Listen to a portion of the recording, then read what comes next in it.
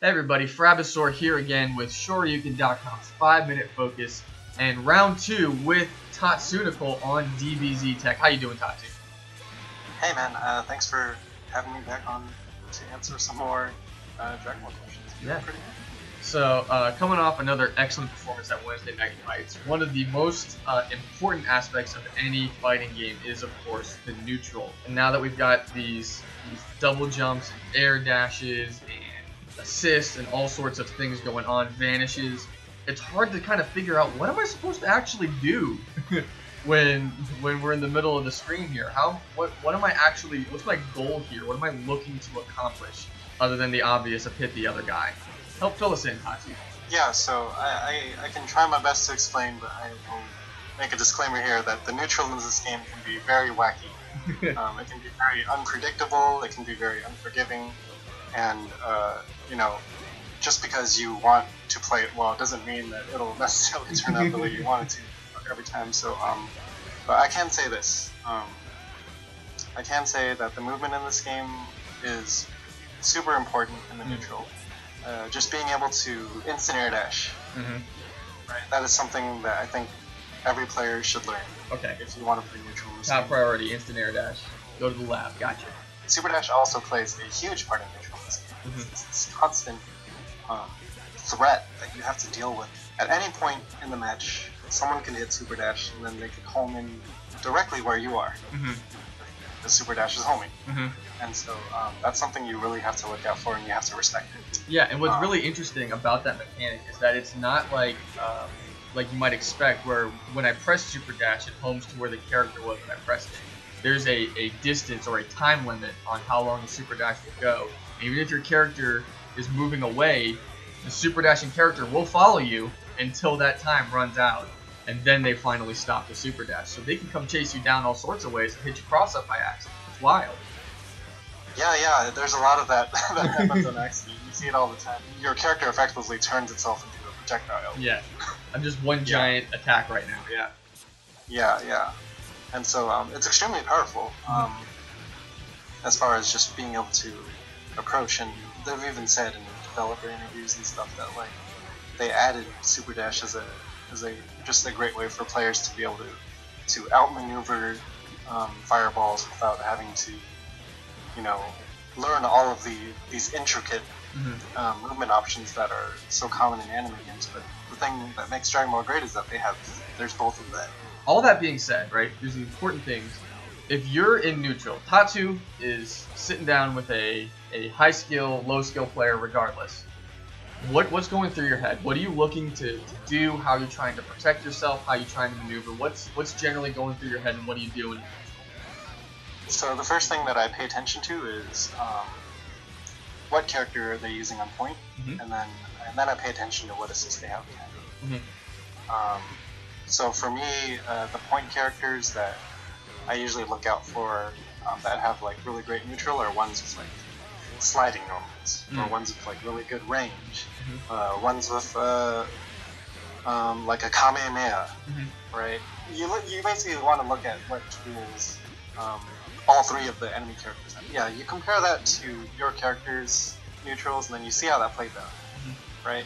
If your character, like, and this is completely possible that your character, that you've realized that your team has a weaker neutral than the other team, and so you gotta play around that. You gotta be less inclined to participate in the neutral. I want to say you don't want to play that game, right? Like if they're trying to play blitzes with you in this long range game, then you don't have to. If that's something that your character's weak at, you can try to fall into different strategies of them, like maybe just fall back on your assists instead and just play it a little safer. You know, like there's a lot of thought that goes into Yeah, assist protected approaches or defensive assist calling to stop their approaches, like you said last video. Yeah.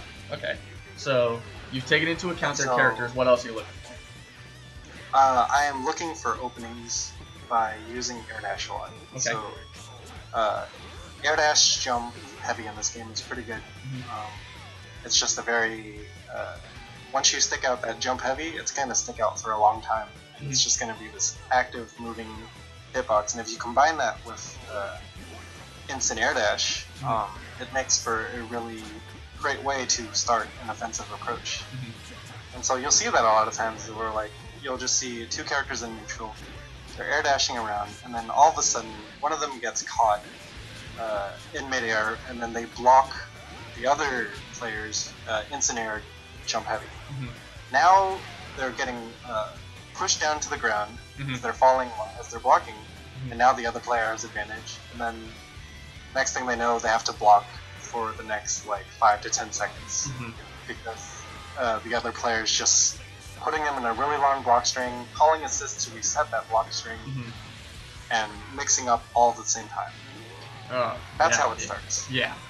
So if I'm going to translate then all the information that I think you're putting out. So in neutral, what you're doing is you've considered the strengths of your opponent's team versus the strengths of your team to figure out what ranges they're most dangerous to you at, and what ranges you can be most dangerous to them at. So then from there, you're going to play around primarily in the air, because that's the safest place to be. You want to play around primarily in the air, and you're looking for some kind of opportunity to make them block something. A beam so that you can vanish, an assist so that you can approach, an instant air dash heavy which knocks them to the ground, which lets you force them into the more difficult defensive posture of being on the ground, where I gotta guess high, low, and left, right, whereas in the air, it's very hard to cross me up and I don't have to guess high, low at all.